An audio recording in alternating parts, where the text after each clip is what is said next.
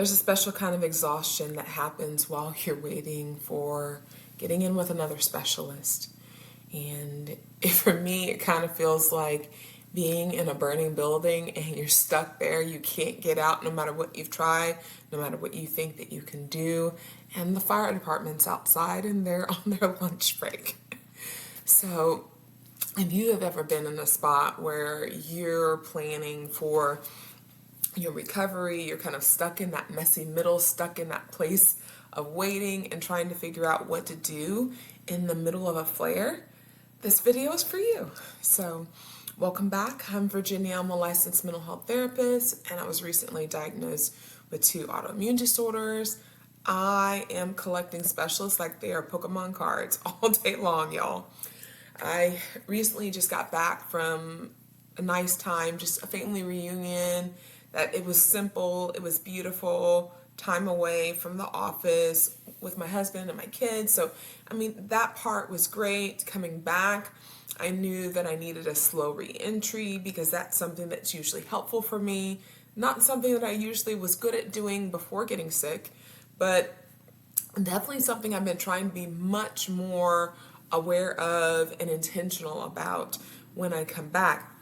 And so I came back to the office trying to do all the things that I normally would do, but at a much slower pace and a lot less on my to-do list. And all of a sudden yesterday, I just got to this place where I was like, oh, am I dizzy? Am I dissociating? Like, I kind of feel like I'm out of it a little bit. Like, where am I at? I'm a little foggy. Okay. And I just started going through my checklist that I usually go through when I start not feeling well. I'm like, okay, did I drink enough water? I'm like, I think I did, but let me just drink a little bit more. So I drank a little bit more water, and I was like, did I have enough salt in my diet? Because that's one of the things that my medical provider says that I need more of. And I'm not saying this for everybody, but for me personally, that I know that I need more salt. And so I keep salt and electrolytes at my office. I was like, okay, let me get more salt in. Is that it? Okay, that's not it. I still feel like I'm kind of fading off here. And I just started going through my checklist and realizing that I had clients the rest of the day and I was not going to be able to show up as myself. I was probably, this is the way that it usually happens, okay? The way that it usually happens is once those things start kind of trickling down, I've done all the other things to try to help myself. It hasn't worked. Usually my blood pressure is dropping, which is the whole thing that brought me into the emergency rooms and trying to figure out what was going on with me to begin with. So usually my blood pressure is dropping. I tried to check my blood pressure at work. My blood pressure cuff kept having an error message. So I'm like, okay, all right. So I just kind of went through my whole mental checklist of like, okay, what can you do to help yourself? I also went through my mental health checklist of like, okay, are you dissociating? Are you overwhelmed? Like, even though this is a lighter day, are you still not feeling well just because you had a lot going on in terms of re-entering back and getting your life back after being out of town? And I just kept sitting with everything and I was like, no, I think my blood pressure's dropping. I can't confirm it, but I think that's what's happening. And when that starts to happen for me, I know I need to just go to sleep. Like, I have to go to sleep. Nothing else really seems to work. And so I did, before I started making too many choices, I did inform my husband and started informing a handful of folks in my support system just to be like, hey, just want to give you a heads up. I'm not feeling the best. I think my blood pressure is dropping. I'm going to try to end my day really early and then just try to go home and go to sleep. And so in the process of doing that, I had to inform my clients that, hey, I'm really, really sorry. I know we had an appointment planned for today. I was looking forward to our appointment. However, I think I'm in the middle of a flare and I think my blood pressure's dropping. I have to go home. And so I did disclose that to my clients just to let them know that I'm not a flaky person. I really like being very intentional with my time and with my energy. And so I informed them of that, and I felt well enough to drive, but I knew that if I put it off too much longer that I wasn't going to be okay to drive. And so I did call, someone from my support system just to have somebody in the background of if I don't make it home kind of thing. So got home and literally just drove super slow all the way home and was still aware of I may need to just pull over if I just don't feel good. I may just have to pull over and have somebody come out and pick me up because I may not be able to wait for the Uber. I may not be that coherent. So I just need to get home before things slide off too much. And as I'm saying this, I'm realizing, wow, that sounds really scary. That if this was for somebody else and they didn't know that they had an autoimmune disorder, they didn't know what was going on in their body, you might need to make some really different choices. You might need to call 911. But for me, because I knew what was going on, I knew what the symptoms were, I knew what was happening, I didn't feel the need to call 911, but I did do other emergency procedures that I know that are helpful for me, just what I'm dealing with my body. So how can this be helpful for you in your body? I'm a therapist, y'all. I am a therapist. We're supposed to be helping people with being able to make steps into recovery and feel like you feel good and feel like you're taking charge of your life and moving forward and you're not stuck and all these great things. And I was in this spot where my body's like, we're going to shutdown mode, initiating shutdown sequence. And it just was counting down. And I was like, I have got to get home as quick as I can. So because I just don't know what's going to happen. I've got to go home. And so I said all that to say this, that you can have all of the best plans in the world. You can have the slowest reentry. You can have all of your medication and supplements as prescribed. You could be drinking all the water that you're supposed to be drinking and all the exercise and all these things, that we tell folks that this is what's important for success. And guess what? Life will still happen to you. You're still going to have those moments where all of a sudden you're not in control of your own body. And that's not a fun experience, especially if you're raised to be able to, you're supposed to be able to take care of everything. You're supposed to be able to plan for everything.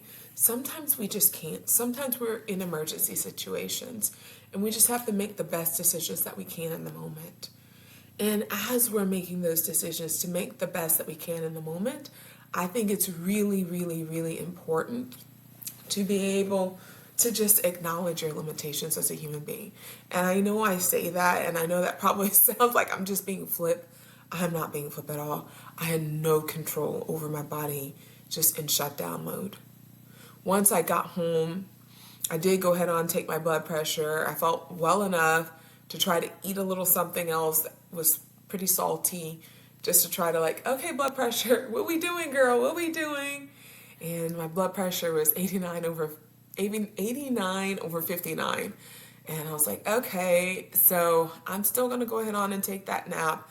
I'm still going to make sure that my body gets what it needs because I still feel this kind of initiating sequence, shutdown mode kind of thing happening for me.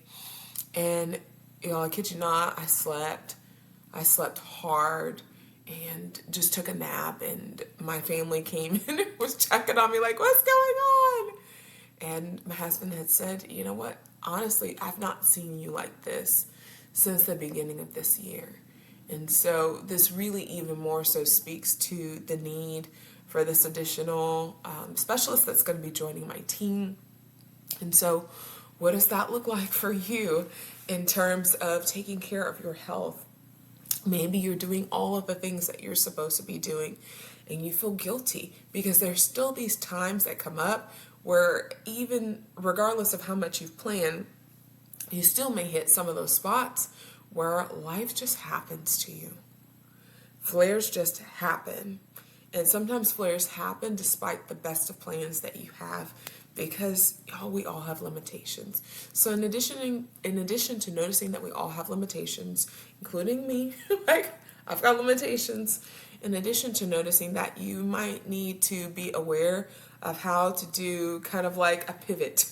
And so when I mean a pivot, I mean if your energy tank, so to speak, says that you can do 8 things in a day, and then all of a sudden a flare hits and it's you know what, you can only do 2 things in a day now. it's almost kind of like your budget just getting dramatically cut. I'm in the process of getting some work done in my house, and so I know what it's like to be in situations, taking a look at a budget and saying, okay, this is kind of what I've got planned, this is what's going to happen, and then all of a sudden some sort of emergency happened, and that initial budget that you had gets slashed. Like, that's not fun, y'all. It's not fun, but what is important is to be able to be flexible enough mentally that you can allow yourself to adjust to the new plan. So it kind of reminds me of when GPS first started coming out and it was available to the average person. I would be driving and the GPS would say, like, take this turn or take that turn, and then all of a sudden it would say, oh, rerouting. And I'm like, rerouting? It would say, rerouting, sharp U-turn here. And I'm like, what? And I'm whipping a U-turn. So that's kind of what yesterday felt like for me. But it felt like a little bit of a slower realization as I was just trying to check off, like, okay, I thought I was good. I thought I was good. I thought I was good. I'm not good. I'm not good. Oh, I'm really not good. Oh, I've shifted not just from like this yellowish zone in terms of my energy and effort. I shifted from yellow to red really quickly. And the only thing that I need is, number one, to get home safely as possible. Oh, I forgot. Probably number one is to communicate with people that, hey, I'm not good. So communicate first, and then number two for me was to get home as safely as possible, and number three was to meet my immediate body's needs. And so my immediate body's needs at that point was probably some more salt and some rest. And so that's just what I did, and I'm thankful for it. I woke up feeling better, still had a little bit of a headache, still a little dizzy, but I felt better overall. Still kind of just stayed in the bed and just communicated with my family. My vision was also blurry, so I couldn't read or do too much, but I just kind of just hung out in my room. My family kept checking in on me, which felt really good just to be able to have that additional support. And I just allowed my body to do what it needed, which was rest. So, I appreciate this time that you've taken with me today. If something that I've said has been helpful or supportive, or maybe just validating to your experience, I do ask that you would take some time to subscribe to my channel. I am going to continue to have videos out there about how to be able to recover and to be in recovery whenever you're dealing with health issues, but also issues that come up in terms of your career, parenting, marriage, real life. So I'm Virginia. I'm a licensed mental health therapist. Thank you so much for this time that you've taken with me today. Please do something that's really good for you and those that are in your life. Until next time.